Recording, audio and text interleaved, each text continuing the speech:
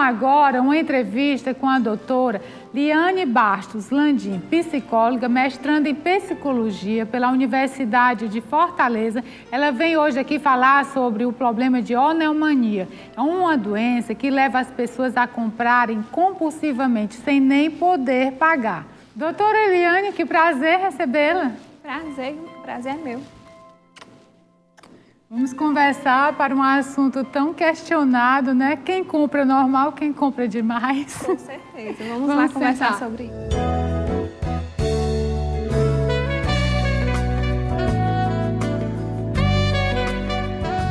Doutora Liane, e realmente é um prazer recebê-la, mas assim, é um tema bem diferente.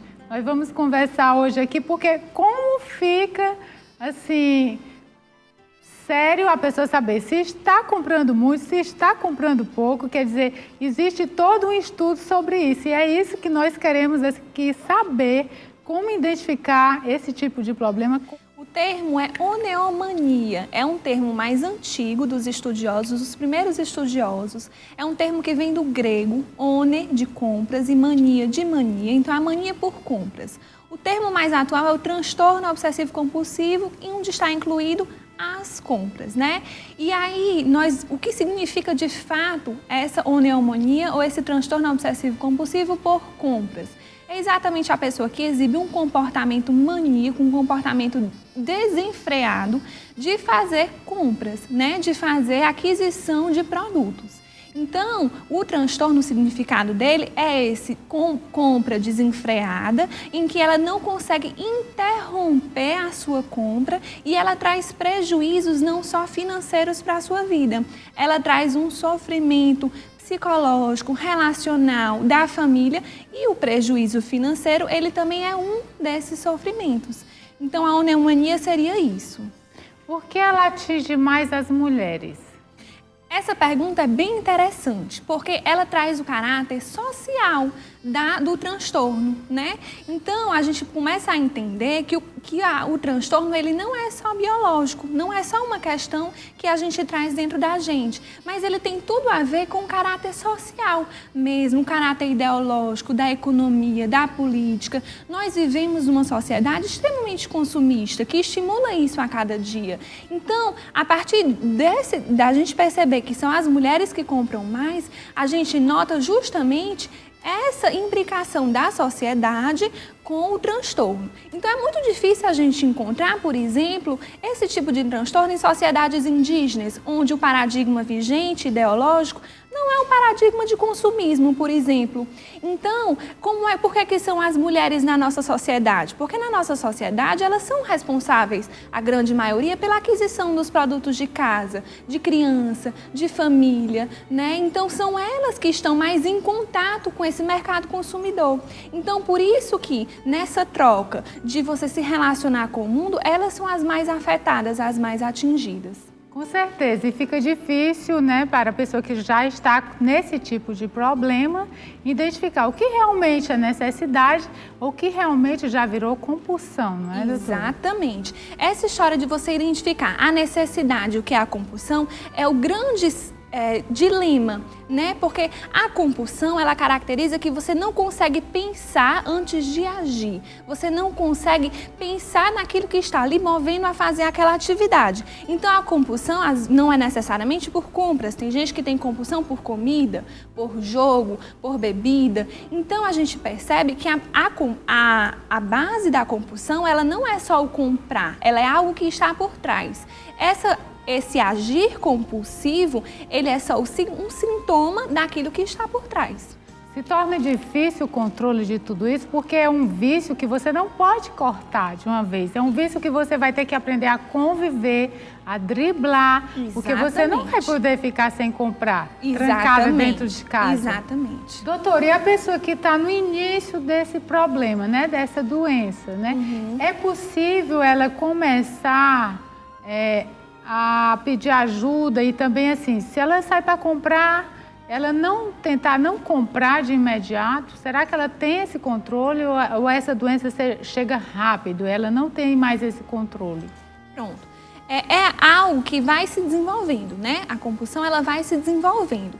Então, geralmente, as pessoas que depois que compram, elas dizem, não, mas foi só hoje, amanhã eu consigo controlar. Com certeza, se eu quiser, eu não compro mais. Mas quando ela se acha naquela situação, ela não consegue pensar e decidir naquela situação sobre aquele significado.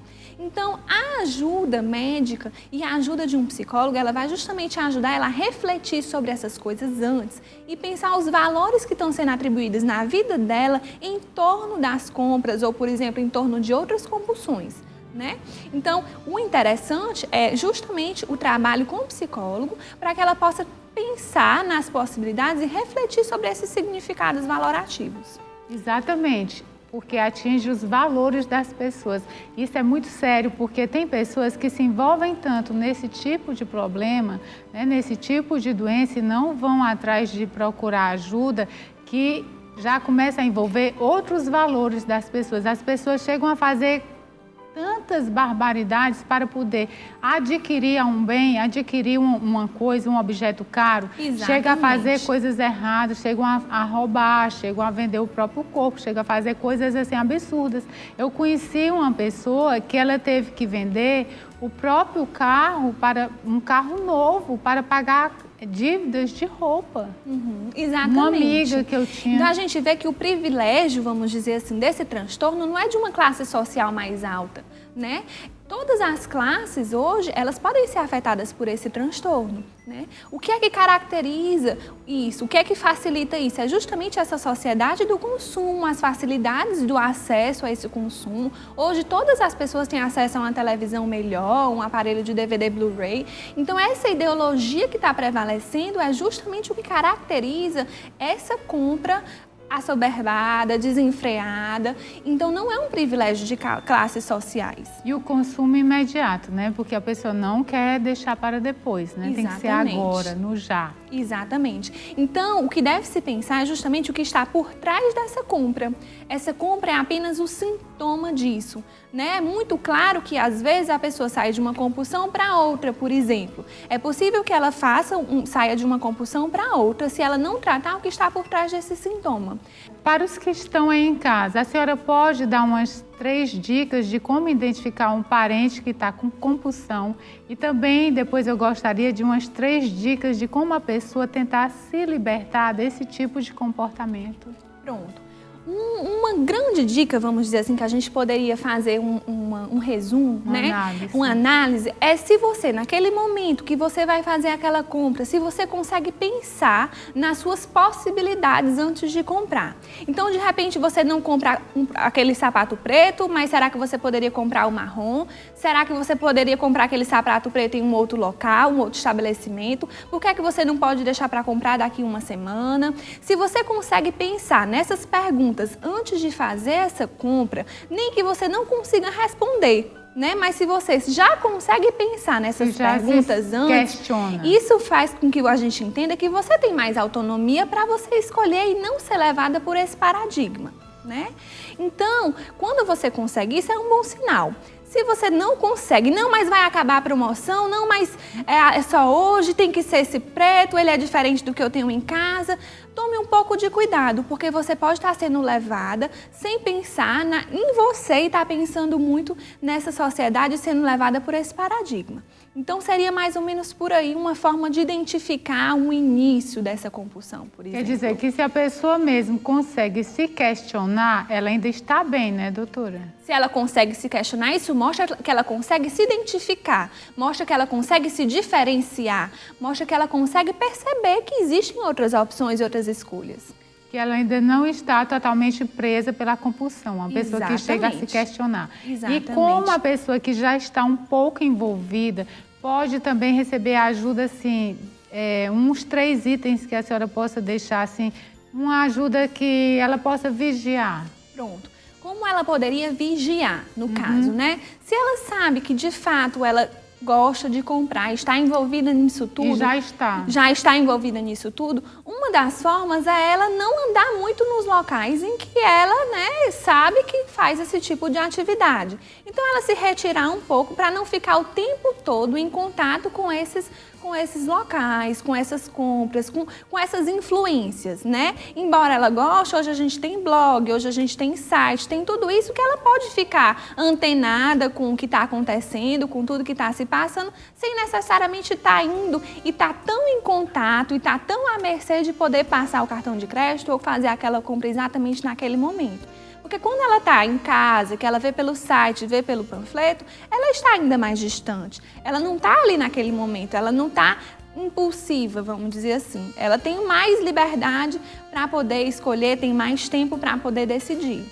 Uma outra dica, talvez fosse interessante também, ela procurar um profissional adequado para ajudar ela a decidir aquilo que é necessário, aquilo que é supérfluo, mas que ela gostaria de ter, que a gente gosta de ter também, né? Aquilo que é supérfluo, mas que ela não pode naquele momento, ou não deveria naquele momento, nem tudo que a gente pode convém, nem deve. Então, o interessante é que um profissional possa ajudá-la a refletir sobre as possibilidades dela para que ela seja mais autônoma, sinta-se mais confiante para ela escolher. E com certeza é como Deus diz, analise o homem a si mesmo, quer dizer, a pessoa se analisando, tendo humildade para reconhecer que está nesse tipo de situação.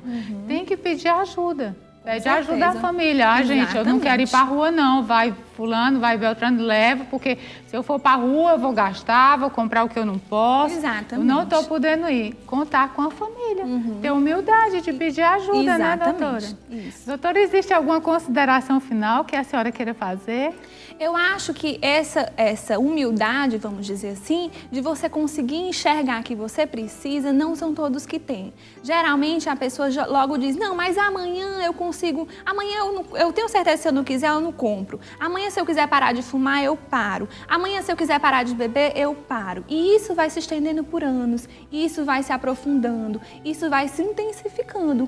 E falta essa humildade de assumir, não, de repente eu preciso de um profissional que me ajude a enxergar um pouco melhor para que eu depois possa ficar autônomo e continuar a minha caminhada sozinho. O mais sério de tudo que a senhora falou é que as pessoas abalam até os valores delas para conseguir aquele objeto do desejo, são capazes de fazer coisas terríveis. Exatamente. Isso é sério. Porque é o significado que elas atribuem às compras, por exemplo. É muito perigoso. Vale a pena a pessoa tentar se procurar ajuda, né? Se autoconhecer.